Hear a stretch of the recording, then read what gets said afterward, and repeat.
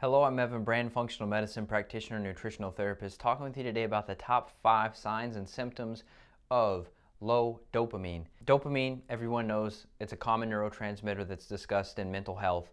Really, we're talking about catecholamines, which is a group that also includes adrenaline and noradrenaline, or norepinephrine, epinephrine, whichever you call it. But most people don't recognize those hormones that are produced from the adrenal glands, which also act as neurotransmitters. So, for today's conversation, it's about dopamine, but just keep in mind, it's also about your other catecholamines. Number one symptom, going to be lack of drive.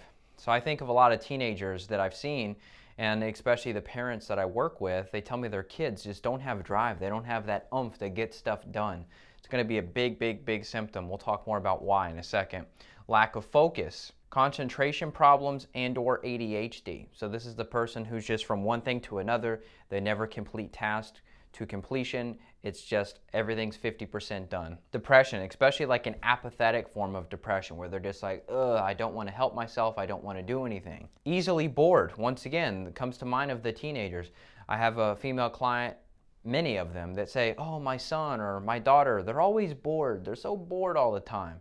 Well, one of the reasons is because sugar and processed foods are going to damage the ability for blood sugar regulation. And when your blood sugar regulation is like a roller coaster, it's up and down, when you hit these lows and you hit these highs, that stresses out the adrenal glands.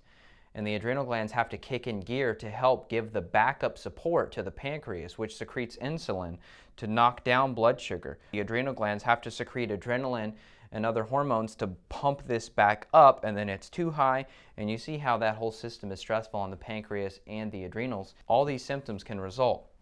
Now, some of our solutions here is going to be get tested with the organic acids panel. That's a urine test I run on every new client. It's actually going to show the levels of dopamine, and you can measure this on a piece of paper. That way you're not just guessing and checking.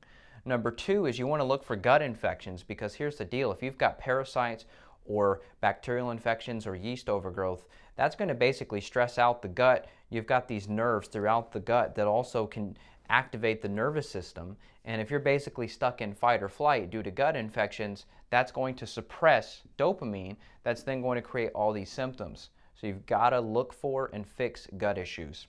Number 3 is going to be address the adrenal glands. So we talked about this up and down cycle and up and down issue with blood sugar and processed carbohydrates.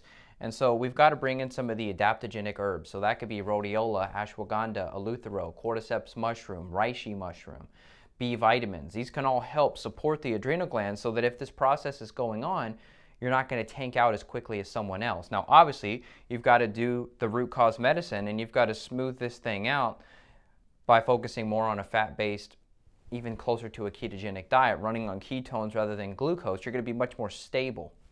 Now, number 5, gut nutrients. So we've got to heal up the gut. If there were infections here, like we talked about number 2, we've got to look at things like L-glutamine and slippery elm and chamomile flower and marshmallow root and things we can do to heal up that leaky gut situation that was caused from the diet issues.